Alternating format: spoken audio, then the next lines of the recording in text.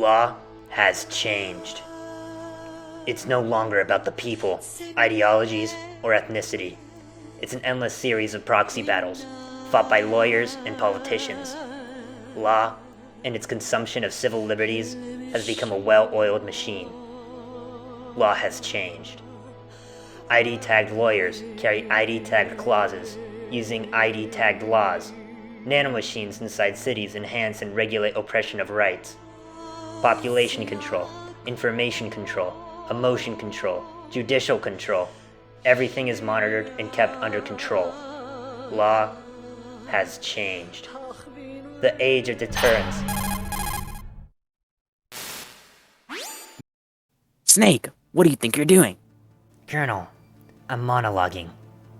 Snake, isn't there something else you should be doing right now? You should be in Chicago on your mission. You see, sir, I'm having difficulties with the laws around here. What do you mean, Snake? Well, I'm not allowed to carry any of my guns, Colonel. How am I supposed to take down a Metal Gear without my guns? I see. And there really is nothing we can do then, Snake. Oh, I just looked it up. A man named Otis McDonald is dealing with it. What? Yeah, it seems like it's top priority right now. It's in the Supreme Court and everything. How is that possible? Well, you see, sir, after the court ruling in Heller v. Columbia, it was decided that it was unconstitutional to ban the registration of guns in D.C. It seems there was an upbringing of suits on unfair gun restrictions after that ruling, McDonald v. Chicago being one of them. Snake, that's great news. Hold your horses, Colonel. It's still being fought today. I see. New mission, Snake. Infiltrate the court hearing and update me on all need-to-know information. I'll give you free range on this one. And all the tools of the US military are on your side. But please, Snake, all I ask is you keep it down. If we have a US death on US soil, then we're in for a whole lot of trouble. Heard you loud and clear, Colonel.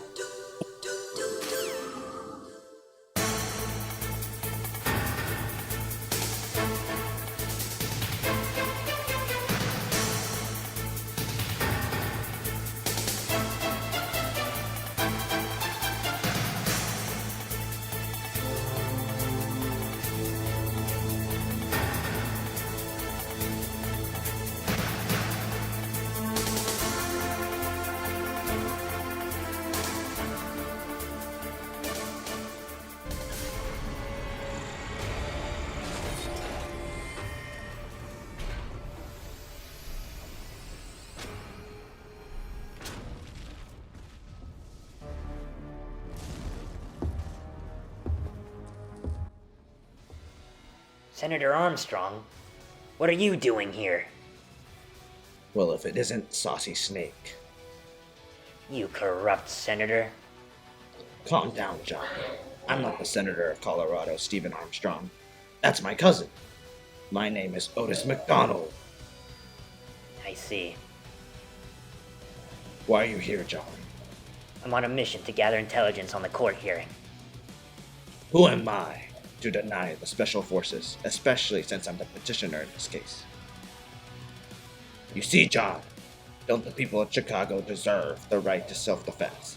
The Ruford Institute has never reported such a higher crime rate, and yet, here we are, defenseless, at the mercy of the aggressor. Doesn't that seem right to you, John? And our right to bear arms is an equal right protected by the privileges and immunities of the 14th Amendment. It's all in the Civil War, John. After the slaves were freed, they were denied their right to keep and bear arms following the Civil War. Isn't that fair? No! That leads us to today. It isn't fair to restrict our equal right to keep and bear arms in this city. You can't hurt me, Chicago. I have the power of 2 amendments by my side. McDonald, I'm not the respondent, and you aren't in court. But thanks for the intel. Maybe I was wrong about you, McDonald. Am I finally getting through? Sayonara, Senator.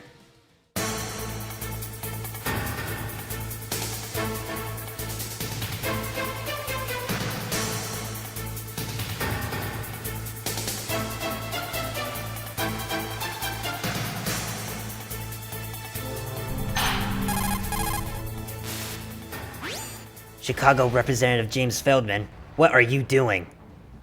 Sorry, Snake. Can't have any guns in Chicago. You could at least made a compromise with the people. No!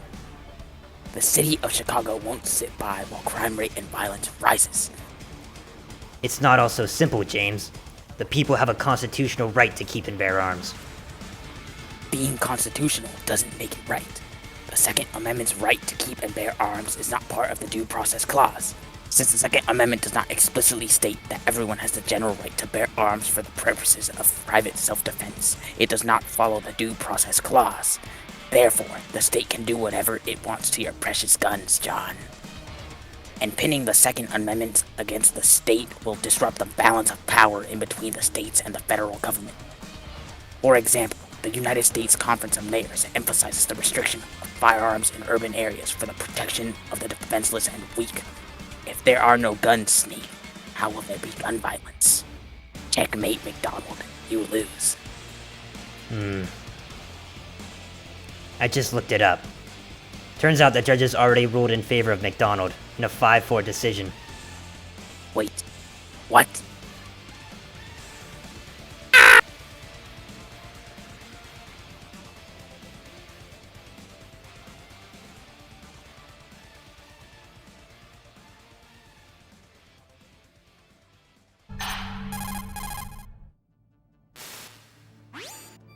What is it, Snake?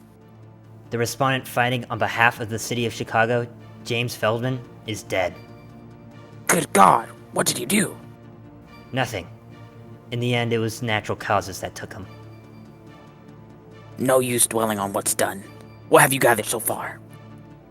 McDonald planned to use the Second Amendment to affirm the right to self-defense and the Privileges and Immunities Clause to justify why Chicago's gun restrictions are unconstitutional, while the city of Chicago used the Due Process Clause to disprove the relevance of the amendments and the United States Conference of Mayors to affirm the unanimousness of gun bans. Brilliantly done, Snake. But we must not forget why we are doing this. We must be first to learn the outcome of the ruling. I'm already on it, sir.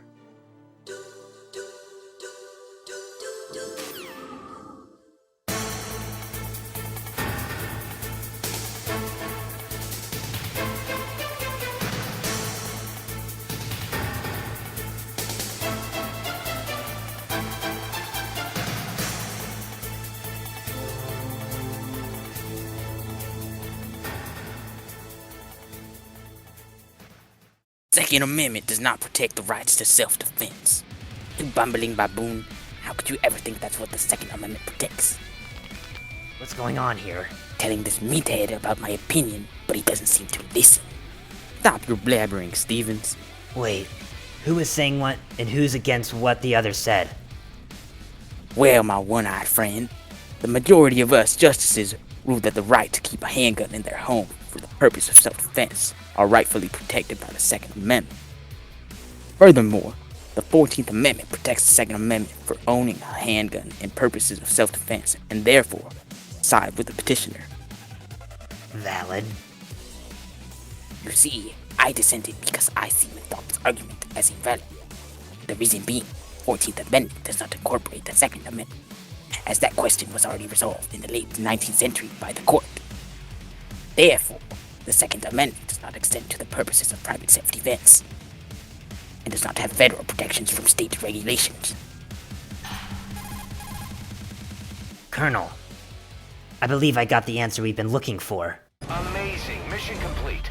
That right there is why you're the best, boss. The one and only.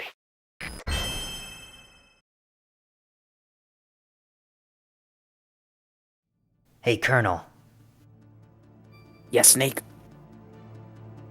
did anything ever come of that Metal Gear disarmament mission in Chicago? What was it? You mean the case of McDonald v. Chicago? That's the one. As luck would have it, recently a media outlet known as the New York Bar Association published a report on the Supreme Court case, New York State Rifle and Pistol Association v. Bruin, citing McDonald v. Chicago multiple times for its impact on the Second Amendment, turning the favor towards the petitioners. That sounds interesting. Tell me more about this case. Well, the petitioners in New York State Rifle and Pistol Associations v. Bruin were in a very similar circumstance as McDonald. However, the New York State Rifle and Pistol Association used multiple times McDonald v. Chicago as its precedent to drive the fact that the Second Amendment protect our general right to private self-defense. Inspiring.